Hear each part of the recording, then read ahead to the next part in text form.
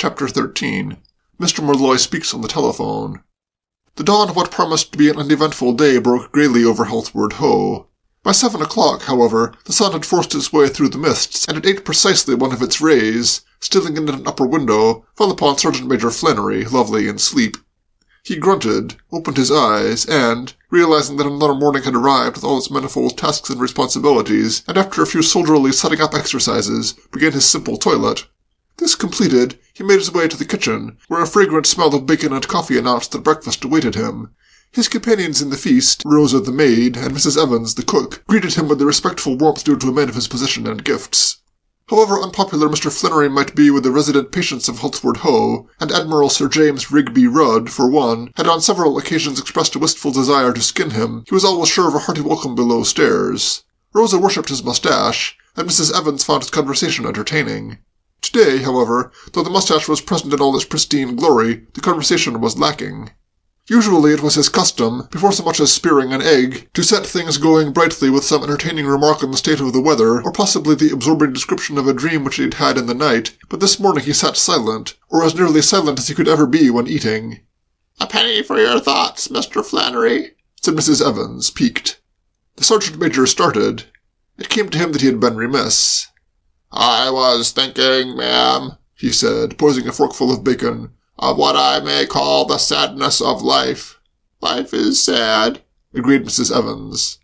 "Ah," said Rosa, the maid, who, being a mere slip of a girl and only permitted to join in these symposia as a favor, should not have spoken at all.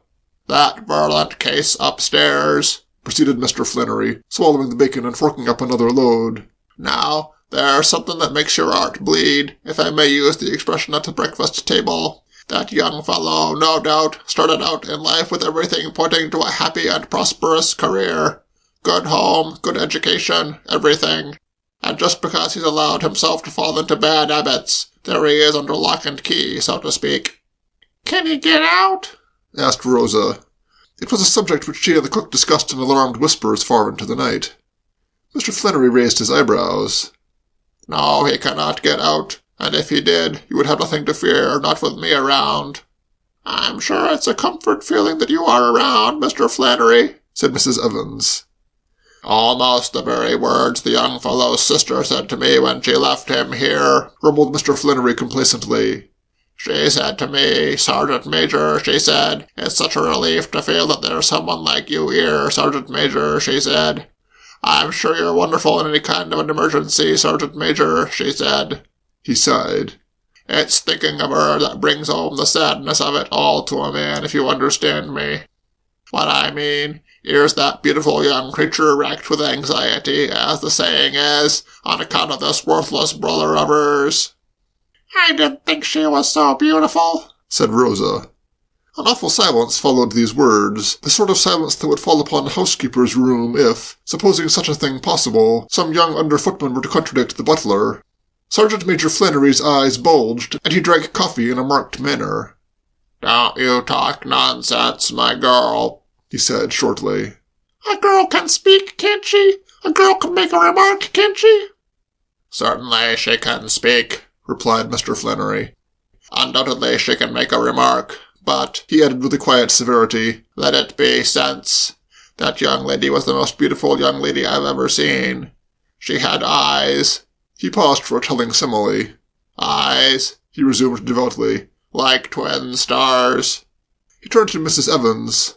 "When you've got that case's breakfast ready, ma'am, perhaps you would instruct someone to bring it out to me in the garden, and I'll take it up to him. I shall be smoking my pipe in the shrubbery." "You're not going already, Mr. Flannery?" "Yes, ma'am." "But you haven't finished your breakfast." "I have quite finished my breakfast, ma'am," said Sergeant Major Flannery. "I would not wish to eat any more." He withdrew. To the pleading in the eyes of Rosa he pointedly paid no attention. He was not unaware of the destructive effect which the moustache nestling between his thumb and forefinger had wrought on the girl's heart, but he considered rightly that if you didn't keep women in their place occasionally, where were you? Rosa was a nice little thing, but nice little things must not be allowed to speak lightly of goddesses. In the kitchen which she had left, conversation had now resolved itself into a monologue by Mrs. Evans on the modern girl. It need not be reported in detail, for Mrs. Evans on the modern girl was very like all the other members of the older generation who, from time to time, have given their views on the subject in the pulpit and the press. Briefly, Mrs. Evans did not know what girls were coming to nowadays.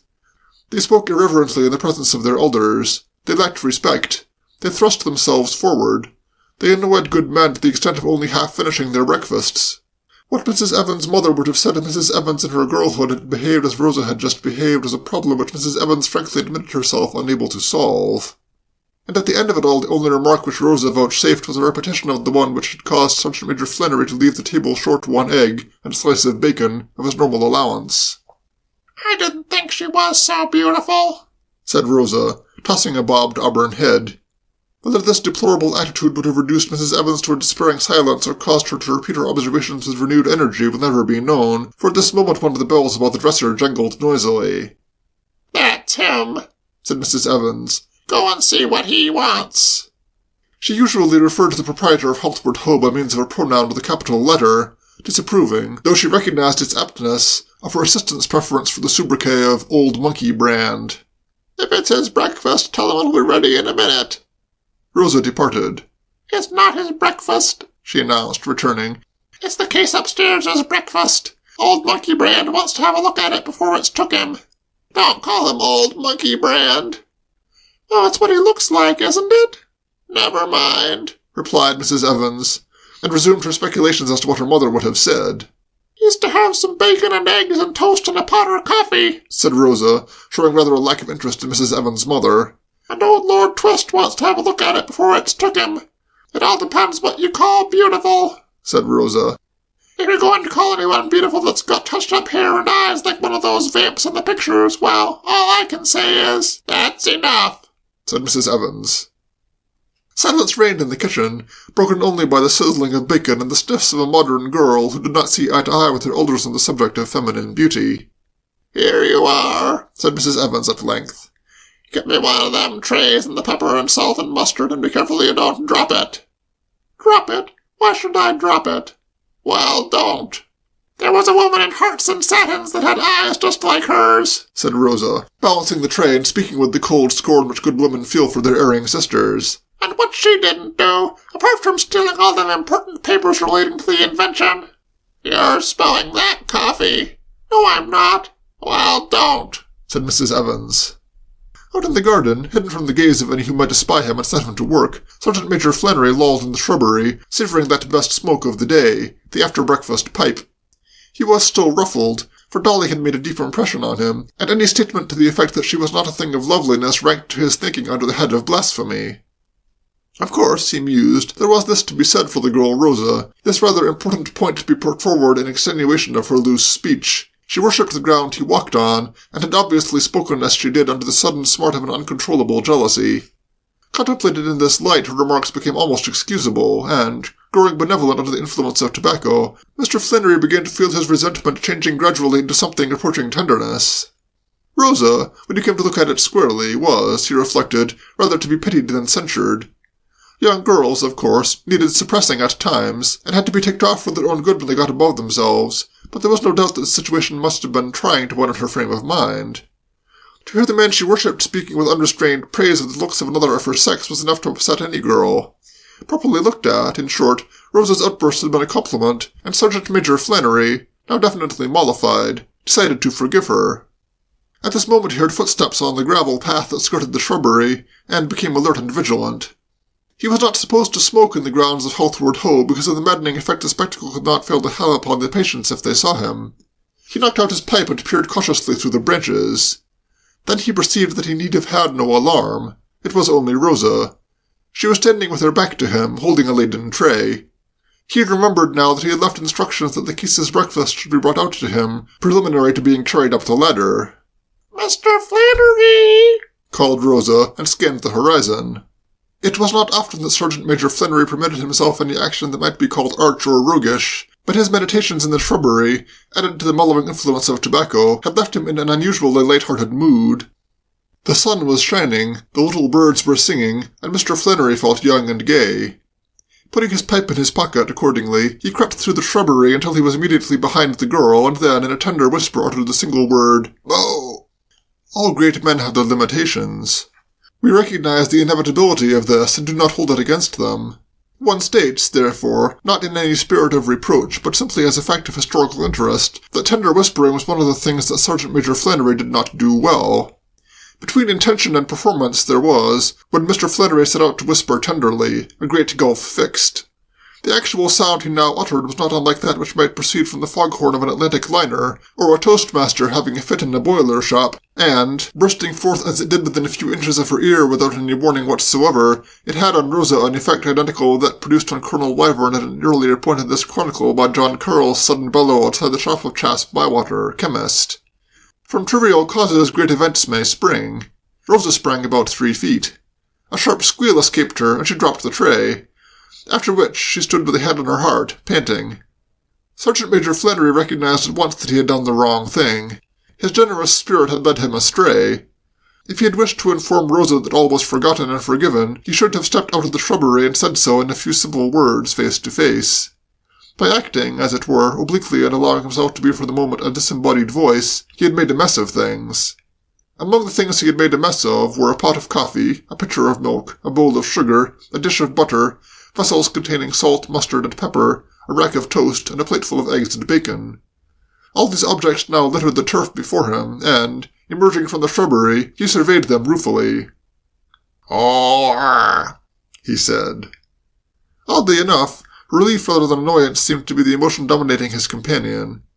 If ever there was an occasion when a girl might excusably have said some of the things girls are so good at saying nowadays, this was surely it. But Rosa merely panted at the Sergeant Major thankfully. "I thought you was the case upstairs," she gasped. "When I heard that ghastly sound right in my ear, I thought it was him got out." "You are all right, my girl," said Mr. Flannery. "I'm here." "Oh, Mr. Flannery!" There, said the Sergeant Major.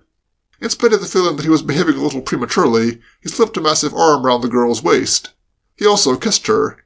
He had not intended to commit himself quite so definitely as this, but it seemed now the only thing to do. Rosa became calmer. "I dropped the tray," she said. "Yes," said Mr. Flannery, who was quick at noticing things. "I'd better go and tell him."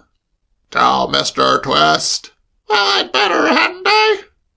Mr. Flannery demurred. To tell Mr. Twist involved explanations, and explanations, if they were to be convincing, must necessarily reveal him, Mr. Flannery, in a light none too dignified. It might be that, having learned the facts, Mr. Twist would decide to dispense with the services of an assistant who, even from the best motives, hid in shrubberies and said, "Bo!" to maidservants. "You listen to me, my girl," he advised. "Mr. Twist is a busy gentleman that has many responsibilities and much to occupy him. He don't want to be bothered with no stories of dropped trays. All you just do is run back to the kitchen and tell Mrs. Evans to cook the case some more breakfast. The coffee pot's broke, but the cup ain't broke, and the plate ain't broke, and the mustard and pepper and salt thing ain't broke. I'll pick 'em up and you take 'em back on the tray and don't say nothing to nobody.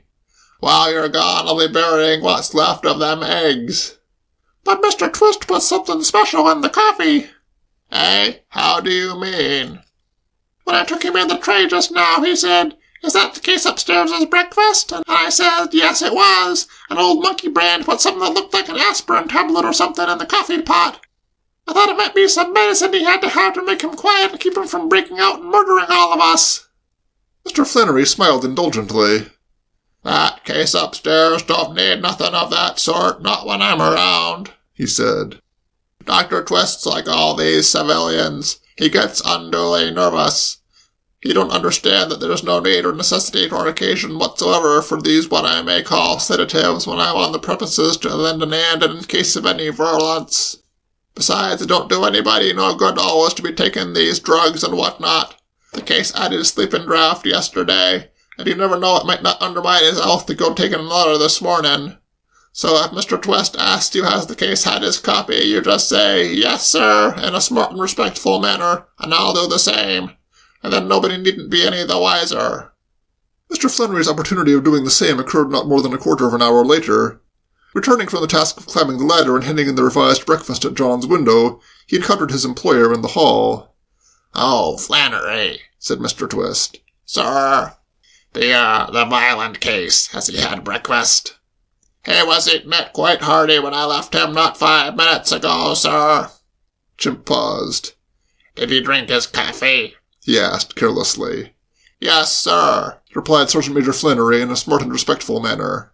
Oh, I see. Thank you. Thank you, sir, said Sergeant Major Flannery. 3.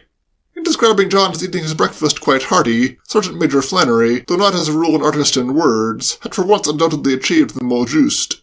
Hearty was the exact adjective to describe that ill-used young man's method of approach to the eggs and bacon and coffee which his jailer had handed in between the bars of the window.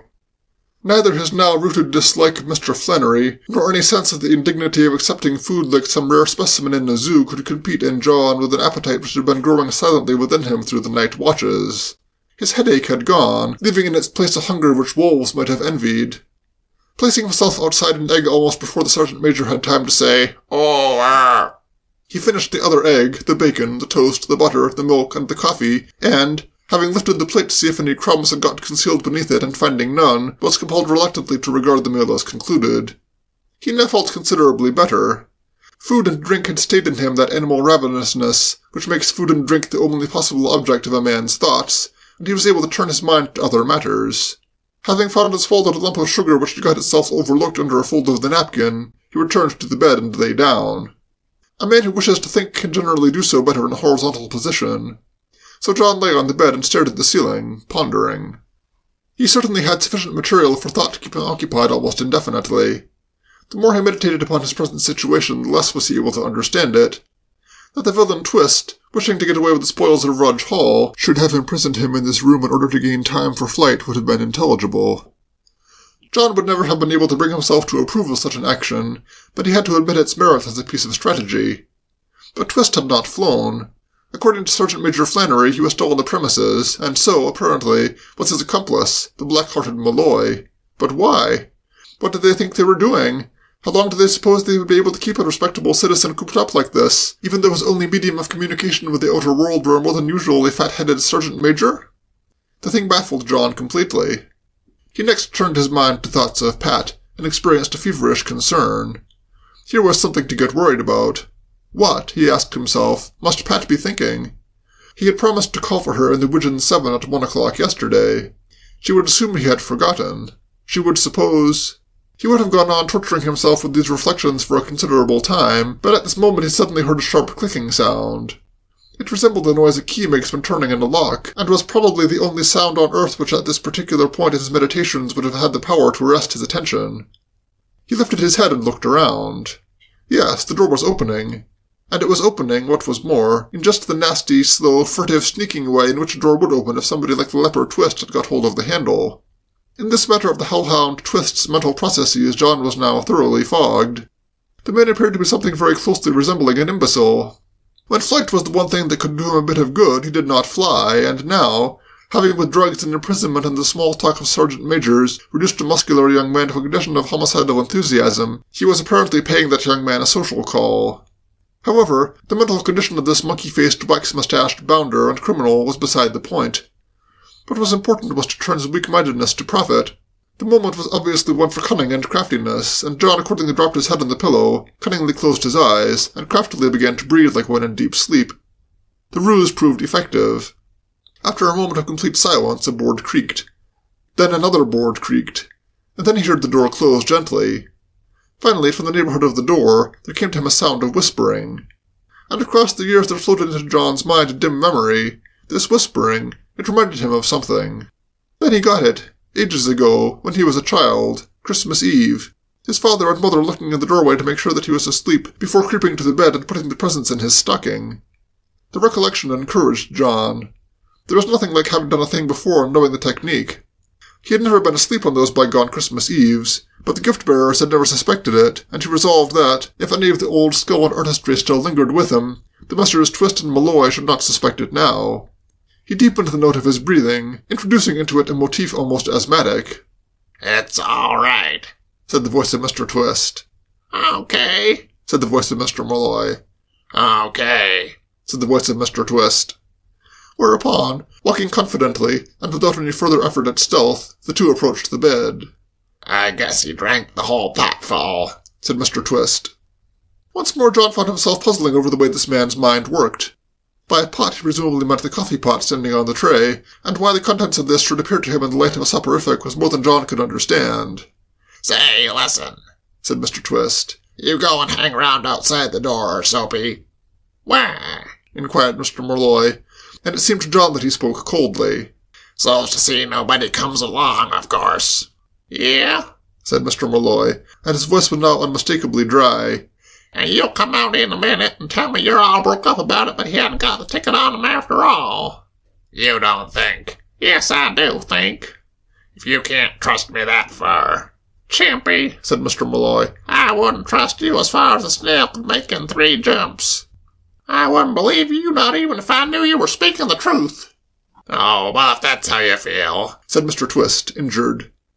Mr. Molloy, still speaking in that unfriendly voice, replied that was precisely how he did feel, and there was silence for a space. "Oh, very well," said Mr. Twist at length. John's perplexity increased. He could make nothing of that ticket. The only ticket he had in his possession was the one Bolt, the chauffeur, had given him to give to his uncle for some bag or other which he had left in the cloakroom at Shrub Hill Station. Why should these men— He became aware of fingers groping towards the inner pocket of his coat, and as they touched him, he decided that the moment had come to act. Bracing the muscles of his back, he sprang from the bed, and with an acrobatic leap hurled himself towards the door, and stood leaning against it. 4. In the pause which followed this brisk move, it soon became evident to John, rubbing his shoulders against the oak panels and glowering upon the 2 treasure-seekers, that if the scene was to be brightened by anything in the nature of a dialogue, the ball of conversation would have to be set rolling by himself. Not for some little time, it was clear, would his companions be in a condition for speech. Ch13 was looking like a monkey that has bitten into a bad nut, and Soapy Molloy like an American senator who has received an anonymous telegram saying, "All is discovered! Fly at once!" This sudden activity on the part of one whom they had regarded as under the influence of some of the best knockout drops that ever came out of Chicago had had upon them an effect similar to that which would be experienced by a group of surgeons in an operating theatre if the gentleman on the slab were to rise abruptly and begin to dance the Charleston. So it was John who was the first to speak. "Now then," said John, "how about it?" The question was a purely rhetorical one, and received no reply. Mr. Molloy uttered an odd, strangled sound like a faraway cat with a fishbone in its throat, and Ch13's waxed mustache seemed to droop at the ends. It occurred to both of them that they had never realized before what a remarkably muscular, well-developed young man John was. It was also borne in upon them that there are exceptions to the rule which states that big men are always good-humored. John, they could not help noticing, looked like a murderer who had been doing physical jerks for years. "I've a good mind to break both your necks," said John. At these unpleasant words, Mr. Molloy came to life sufficiently to be able to draw back a step, thus leaving his partner nearer than himself to the danger zone. It was a move strictly in accordance with business ethics.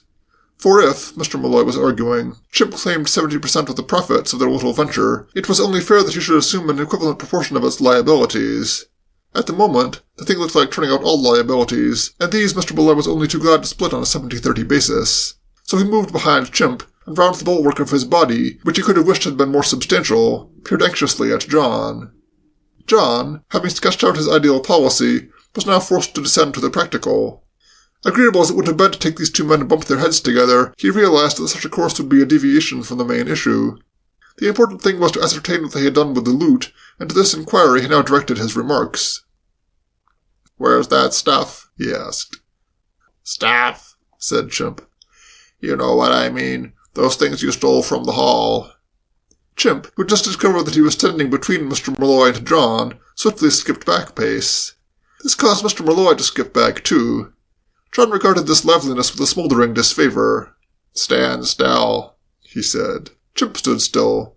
Mr. Molloy, who had succeeded in getting behind him again, stood stiller. "Well," said John, "where are the things?" Even after the most complete rout on a stricken battlefield, a beaten general probably hesitates for an instant before surrendering his sword. And so now, obvious though it was that there was no other course before them but confession, Ch13 and Soapy remained silent for a space. Then Ch13, who was the first to catch John's eye, spoke hastily. "They're in Worcester." "Whereabouts in Worcester?" "At the depot." "What depot?" "There's only one, isn't there?" "Do you mean the station?" "Sure, the station." "They're in the left luggage place at the station in Worcester," said Mr. Molloy. He spoke almost cheerfully, for it had suddenly come to him that matters were not so bad as he had supposed them to be, and that there was still an avenue unclosed which might lead to a peaceful settlement. And you've got the ticket in your pocket. John stared. That ticket is for a bag my uncle sent the chauffeur to leave at Shrub Hill. Sure, and the stuff's inside it. What do you mean? I'll tell you what I mean, said Mr. Malloy. Attaboy, said Chimp faintly. He too had now become aware of the silver lining. He sank upon the bed, and so profound was his relief that the ends of his mustache seemed to spring to life again and ceased their drooping. Yes, sir, said Mr. Malloy. I'll tell you what I mean. It's about time that you got hip to the fact that that old uncle of yours is one of the smoothest birds this side of God's certain Atlantic Ocean. He was sitting in with us all along, that's what he was doing. He said those heirlooms had never done him any good, and it was about time they brought him some money. It was all fixed that Chimpy here should swipe them, and then I was to give the old man a check, and he was to clean up on the insurance besides. That was when he thought I was a millionaire who ran a museum over in America and was in the market for antiques. But he got on to me, and then he started to double-cross us. He took the stuff out of where we'd put it and slipped it over to the depot at Worcester, meaning to collect it when he got good and ready. But the chauffeur gave the ticket to you, and you came over here and Chip doped you and locked you up. And you can't do a thing, said Chimp. No, sir, agreed Mr. Malloy. Not a thing, not unless you want to bring that uncle of yours into it and have him cracking rocks in the same prison where they put us.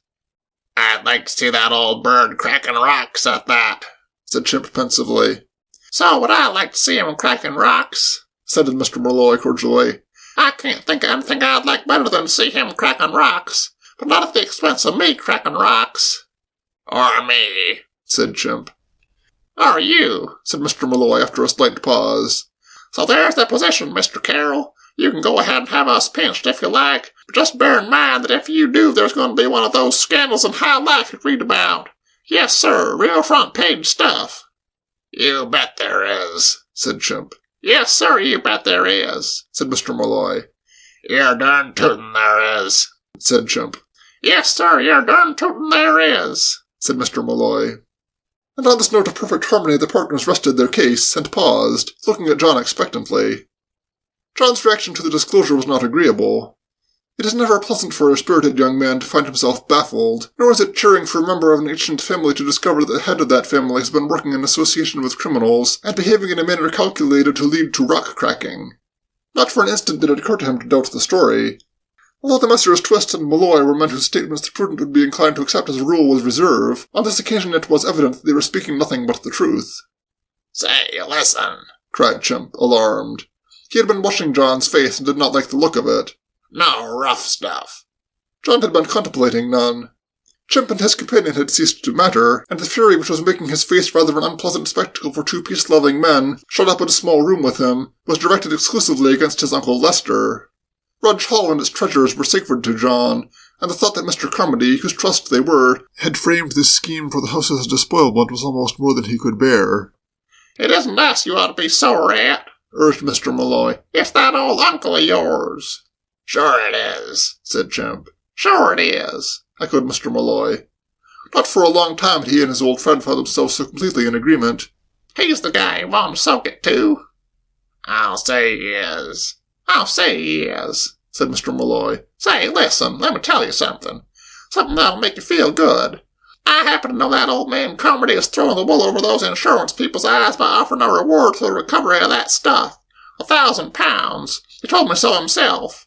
If you want to get him good and sore, all you got to do is claim it. He won't dare hold out on you. Certainly he won't, said Chimp. Certainly he won't, said Mr. Malloy. And will that make him good and sore? Will it, said Chimp. Will it, said Mr. Malloy. Wake me up in the night and ask me, said Chimp. Me too, said Mr. Malloy. Their generous enthusiasm seemed to have had its effect. The ferocity faded from John's demeanor.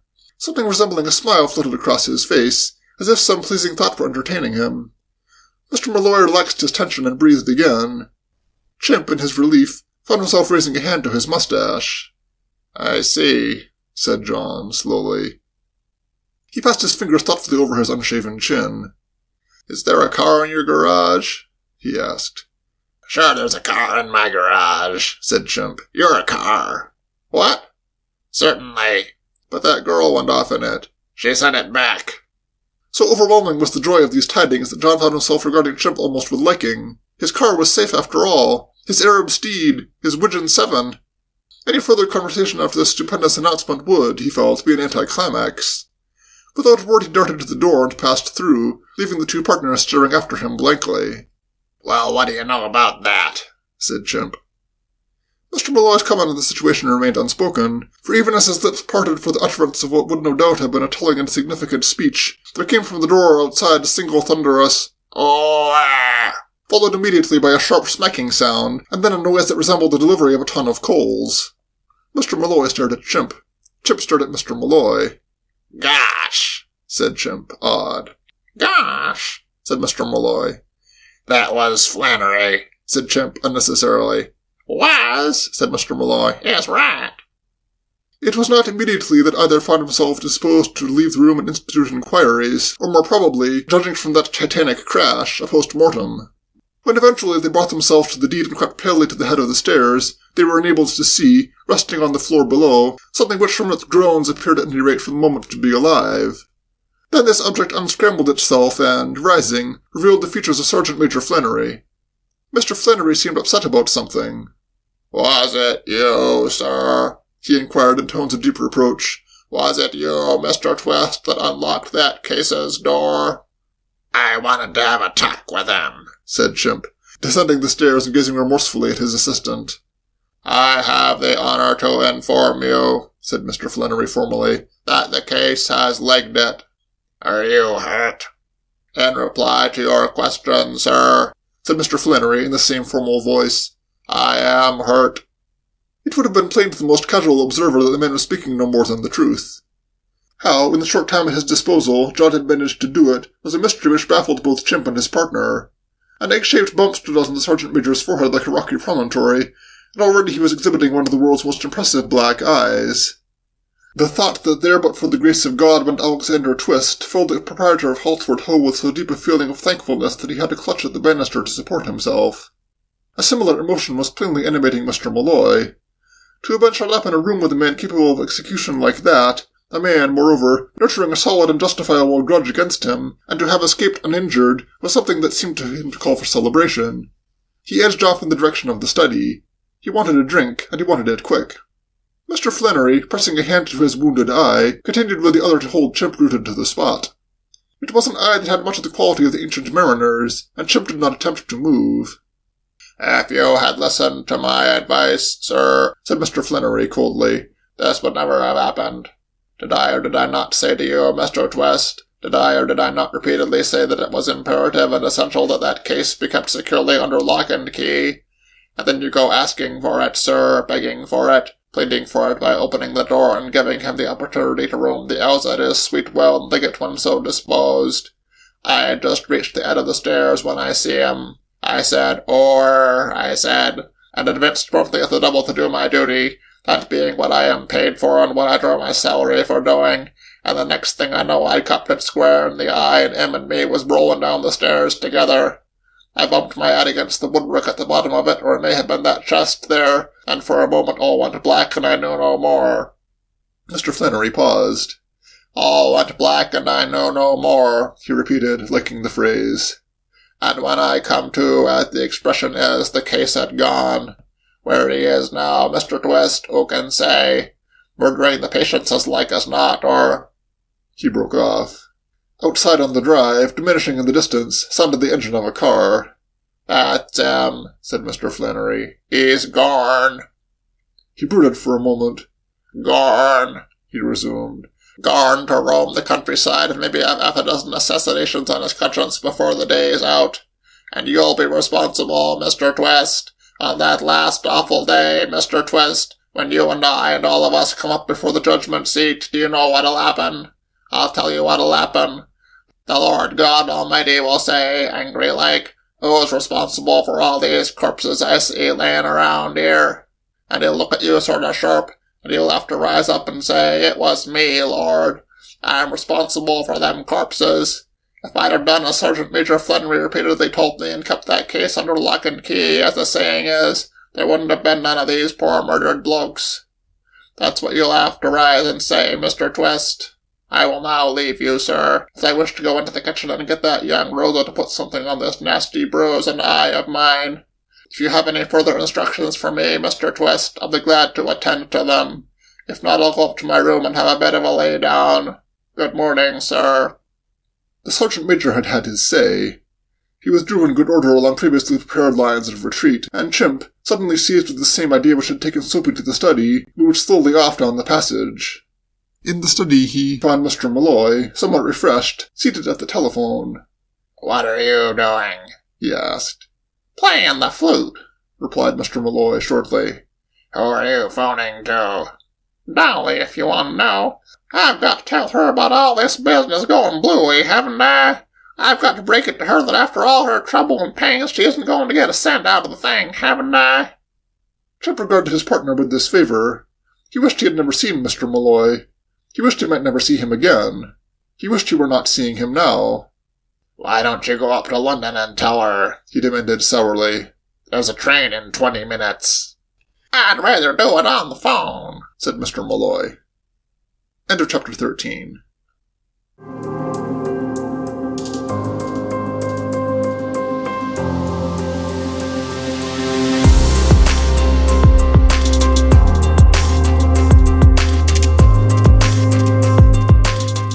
Chapter 14. News for John.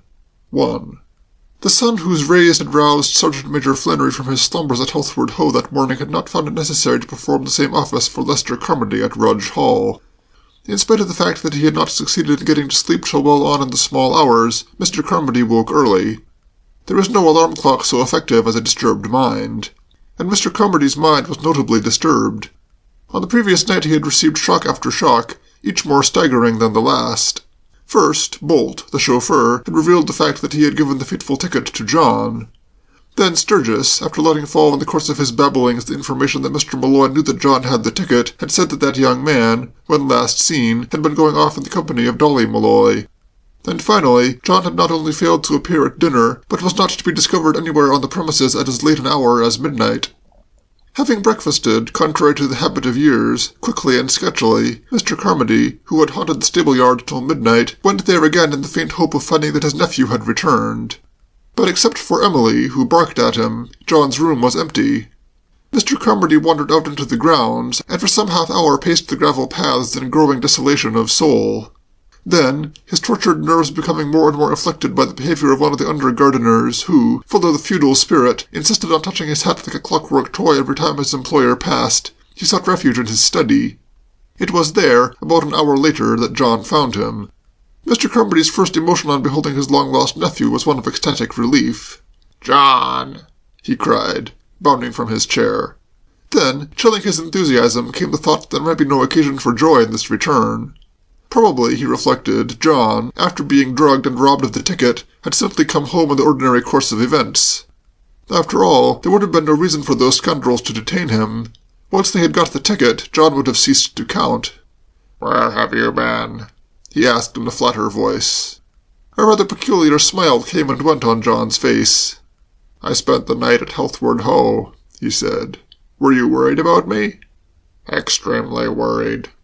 "I'm sorry. Dr. Twist is a hospitable chap. He wouldn't let me go." Mr. Carmody, on the point of speaking, checked himself. His position, he suddenly saw, was a delicate one. Unless he were prepared to lay claim to the possession of special knowledge, which he certainly was not, anything in the nature of agitation on his part must inevitably seem peculiar. To those without special knowledge, Mr. Twist, Mr. Malloy, and Dolly were ordinary respectable persons, and there was no reason for him to exhibit concern at the news that John had spent the night at Healthward Ho. "Indeed," he said carefully. "Yes," said John. "Most hospitable he was. I can't say I liked him, though." "No." "No. Perhaps what prejudiced me against him was the fact of his having burgled the hall the night before last." More and more Mr. Carmody was feeling, as Ronnie Fish had no doubt felt at the concert, that he had been forced into playing a part to which he was not equal. It was obviously in the role that at this point he should register astonishment, and he did his best to do so, but the gasp he gave sounded so unconvincing to him that he hastened to supplement his words. What are you saying, Dr. Twist?" "Dr. Twist." But...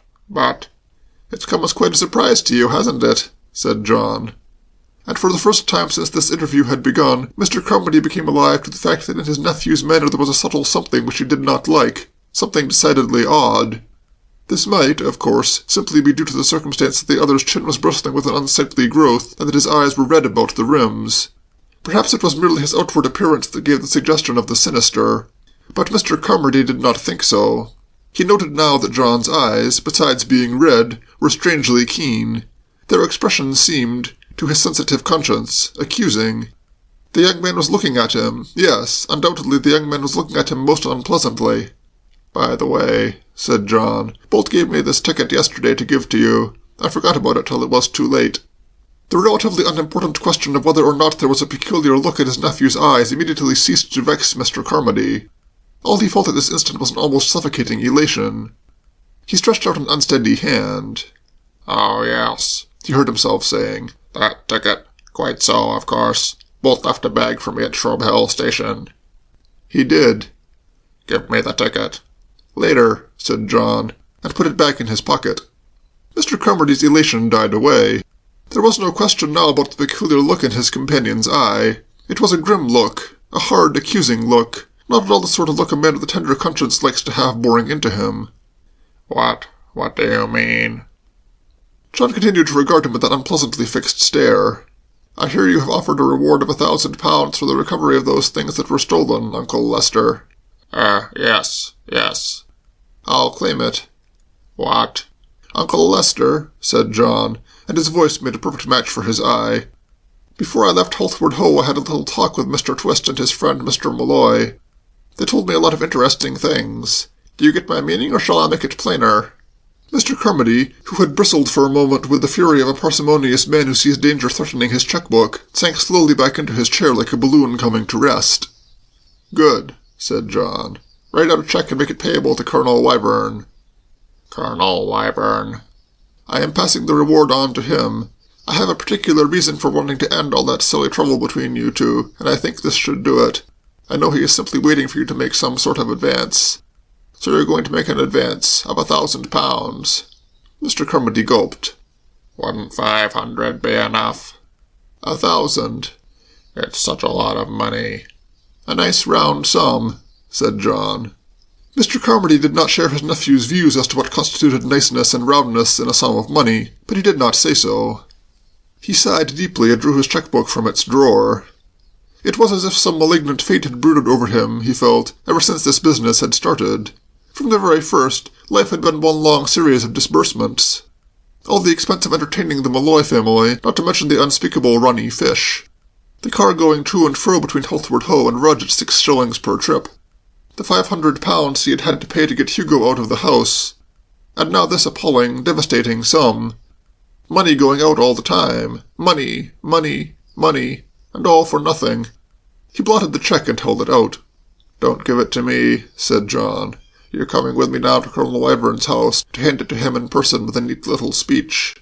"I shan't know what to say." "I'll tell you, and after that," said John, "you and he are going to be like two lovebirds." He thumped the desk. "Do you understand? Lovebirds." "Very well." There was something in the unhappy man's tone as he spoke, something so crushed and forlorn, that John could not but melt a little. He paused at the door. It crossed his mind that he might possibly be able to cheer him up. "Uncle Lester," he said, "how did you get on with Sergeant Major Flannery at Holtward Ho?" Mr. Carmody winced. Unpleasant memories seemed to be troubling him.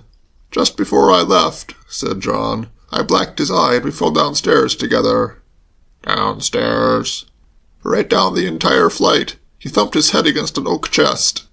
On Mr. Carmody's drawn face there hovered for an instant a faint flickering smile. "I thought you'd be pleased," said John. 2. Colonel Wyvern hitched the celebrated eyebrows into a solid mass across the top of his nose, and from beneath them stared hideously at Jane, his parlour-maid. Jane had just come into the morning-room, where he was having a rather heated conversation with his daughter Patricia, and had made the astounding statement that Mr. Lester Carmody was waiting in the front hall. "Oh," said Colonel Wyvern, rumbling like a thundercloud. "Sir, please, sir, Mr. Comedy." "Mr. Comedy?" "And Mr. Carroll, sir." Pat, who had been standing by the French windows, caught in her breath with a little click of her firm white teeth. "Show them in, Jane," she said. "Yes, miss." I will not see that old thug, said Colonel Wyvern. Show them in, Jane, repeated Pat firmly. You must, Father, she said as the door closed. He may have come to apologize about that dynamite thing. Much more likely he's come about that business of yours. Well, I've told you already, and I say it again that nothing will induce me. All right, Father. We can talk about that later. I'll be out in the garden if you want me. She went out through the French windows, and almost simultaneously the door opened and John and his uncle came in. John paused in the doorway, gazing eagerly towards the garden. Was that Pat? He asked. I beg your pardon, said Colonel Wyvern. Was that Pat I thought I caught a glimpse of going into the garden? My daughter has just gone into the garden, said Colonel Wyvern with cold formality. Oh? Said John. He seemed about to follow her, but a sudden bark from the owner of the house brought him to a halt. Well, said Colonel Wyvern, and the monosyllable was a verbal pistol shot. It brought John back instantly from dreamland, and, almost more than the spectacle of his host's eyebrows, told him that life was stern and life was earnest. Oh, yes, he said. What do you mean, oh, yes? John advanced to the table, meeting the Colonel's gaze with a steady eye. There is this to be said for being dosed with knockout drops and shut up in locked rooms and having to take your meals through bars from the hands of a sergeant major whom only a mother could love. It fits a normally rather shy and diffident young man for the battles of life, as few other experiences would be able to fit him. The last time he and this bushy-eyebrowed man had met, John had quailed. But now mere eyebrows meant nothing to him. He felt hardened, like one who has been through the furnace. I suppose you are surprised to see us here? More surprised than pleased. My uncle was anxious to have a few words with you. I have not the slightest desire. If you will just let me explain. I repeat, I have not the slightest desire. Sit down, said John. Colonel Wyvern sat down, rather as if he had been hamstrung. The action had been purely automatic, the outcome of that involuntary spasm of acquiescence which comes upon most people when someone speaks very loudly and peremptorily in their presence. His obsequiousness was only momentary, and he was about to inquire of John what the devil he meant by speaking to him like that, when the other went on. My uncle has been very much concerned, said John, about that unfortunate thing that happened in the park some weeks ago. It has been on his mind. The desire to say something almost inhumanly sarcastic, and the difficulty of finding just the right words, caused the Colonel to miss his chance of interrupting at this point. What should have been a searing retort became a mere splutter. He feels he behaved badly to you. He admits freely that in grabbing you round the waist and putting you in between him and that dynamite he acted on the spur of an impulse to which he should never have yielded. He has been wondering ever since how best he might heal the breach. Haven't you, Uncle Lester? Mr. Carmody swallowed painfully.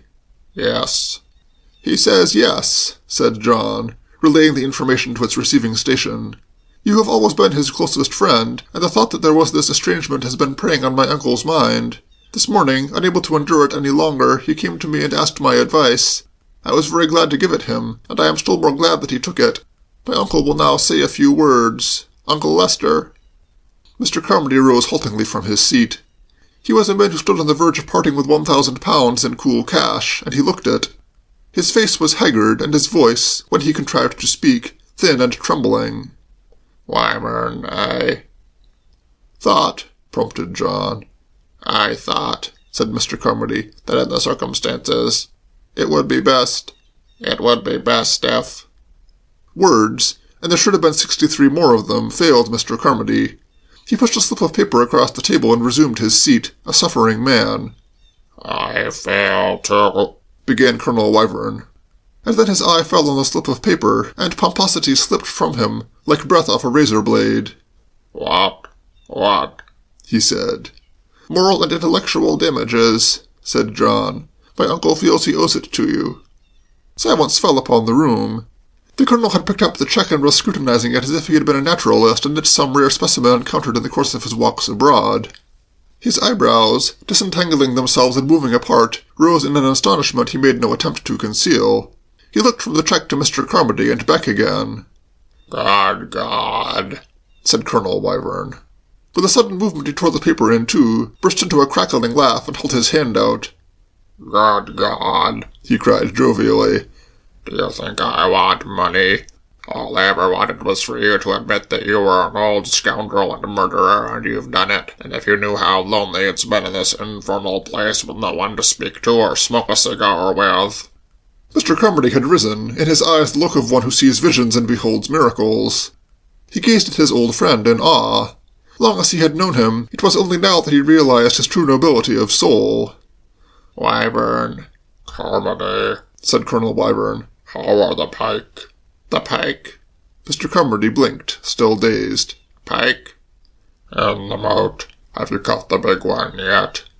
"Not yet." "I'll come up and try for him this afternoon, shall I?" "Yes."